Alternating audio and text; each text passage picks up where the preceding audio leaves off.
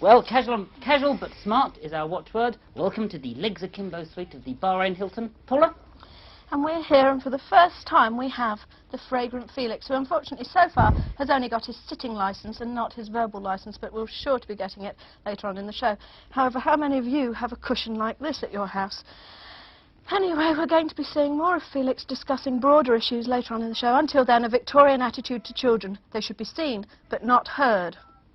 This is what's on.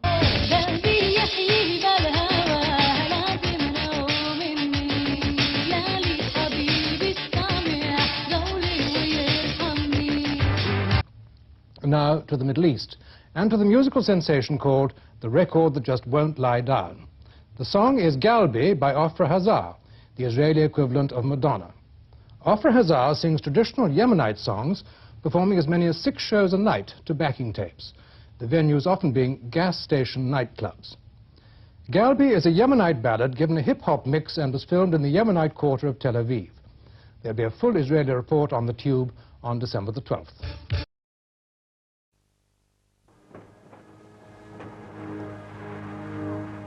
These mist-covered mountains are a home now for me, but my home is the lowlands, and always will be. Someday you'll return to your valleys and your farms, and you'll no longer burn to be brothers in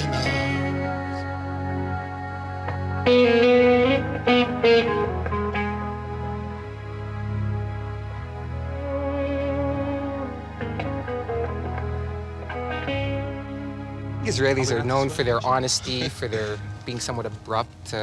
It's the Middle East climate. People are tense. There's a problem. Living here is not easy.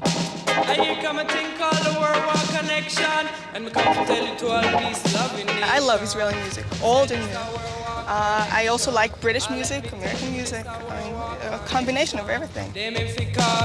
Worldwide destruction. Said that is why they build those nuclear weapons. As you can see, I've taken to the whole Israeli way of life to my bosom, absolutely. I'm riding around some very expensive real estate on a donkey. And we're here in search of the true Israeli music.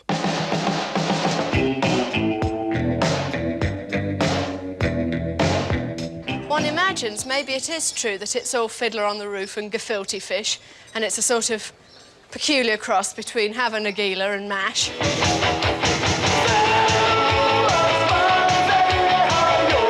But in actual fact, over the next few minutes, we're going to show you true Israeli music.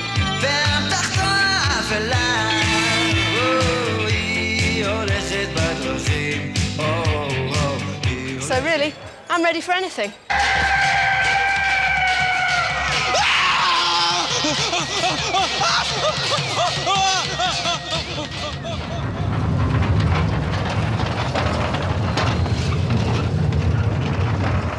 Do you like being in the army? Do you ever just, wake up in the night and think, I really don't want to be in the army?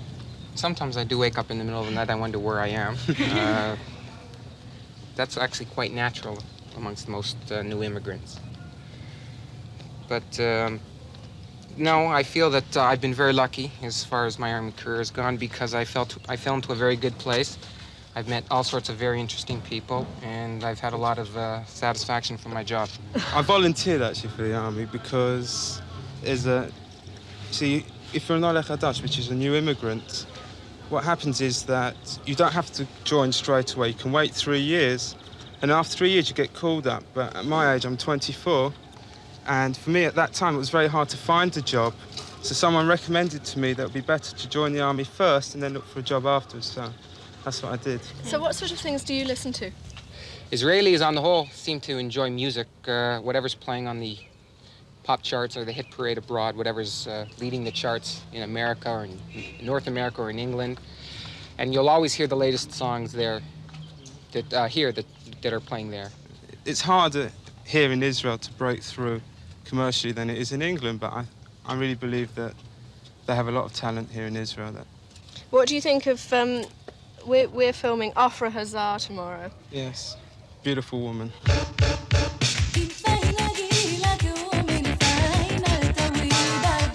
And how about Benzine? We did them Yeah, as well. Benzine, a very talented group. And in the beginning, actually, they were following the European style of being like a heavy rock group, heavy rock and roll.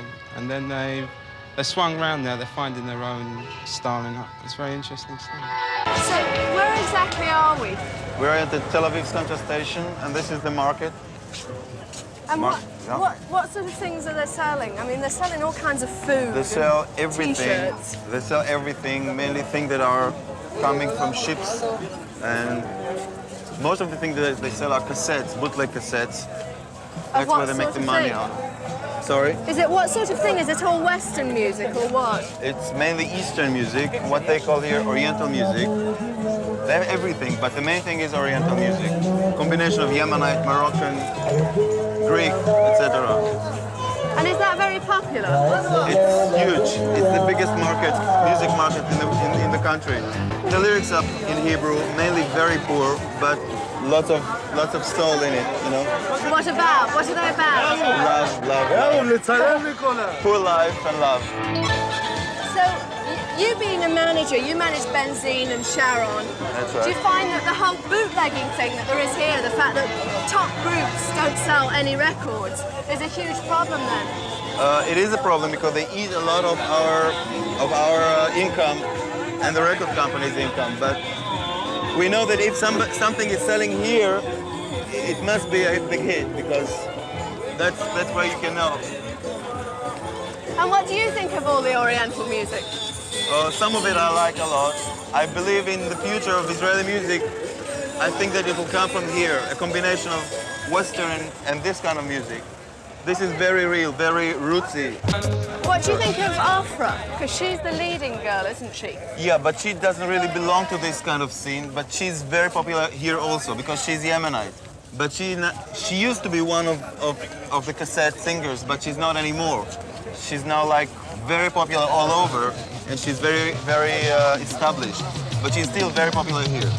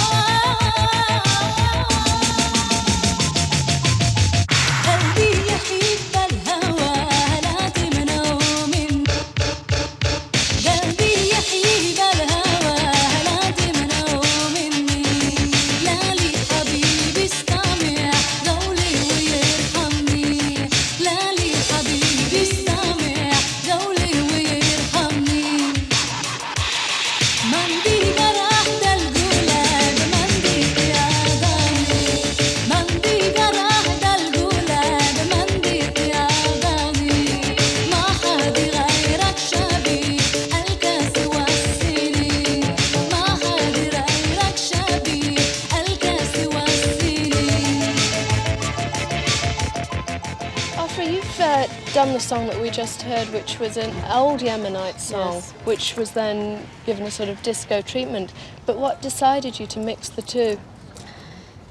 Because I wanted that the young people will love and know the Yemenite songs. And one of the things people will find most unusual about your career is that sometimes you do loads and loads of concerts in one day. Yeah. I mean, how much do you work? I work very hard, but for me it's very easy. Sometimes 4 performances a day, and I like it. For me it's pleasure. I enjoy it. The chance here to be successful, I mean, by selling records is very low, because here you make money only out of performance, because when you make the record, you put so much money in it, and then you can't cover it by selling it, because they sell, I mean, the highest is about, right now, 15,000. So it's, you can't make it. So you just have to keep performing all the time, and the country is small, so you don't have a lot of audience. So after, well, if you're really big, like here in Israel, you got about 100 of shows, 100 performances, and that's all, because they've seen you already. That's boring. It's the normal way of life here, so I would feel terrible if I didn't have to go into the army. It's like I would feel unequal. This way I'm equal, I go into the army, I do it, I do whatever I have to do. How do you feel about the fighting? It's something I'd rather not go into. Well, nobody likes fighting, and even though I have not been in combat, I just know that Israel is a country where people are pretty much tired of it all and would like to be able to carry on their lives like anybody else. It means going to the beach and sitting back and listening to good music or anything like people all over the world are doing. But it's something that has to be done because there is no alternative, unfortunately, at this time. The thing about this country is, making a point of some kind of survival or another, and so us being musicians, having gone through the teenage period where we've all grown up holding, guitars and things like that, and then the day comes when they take that away. They give you one of those loud, noisy Suddenly you've got a gun. Guns, and stuff like that. And so that has to be done. And we feel that music should not stop at that point, so we try to maneuver in and around all that.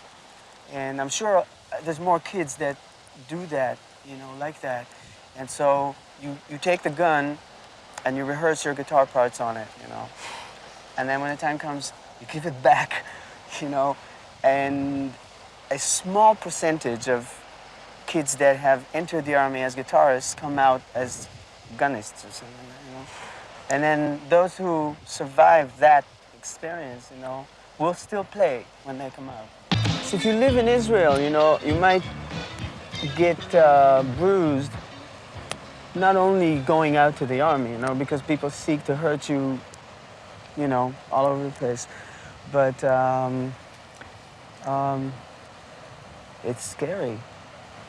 You fear it if I mean, we went up to this last war that you know of in Lebanon, we went up there 3 times, and it was very scary. That's it. It's very scary.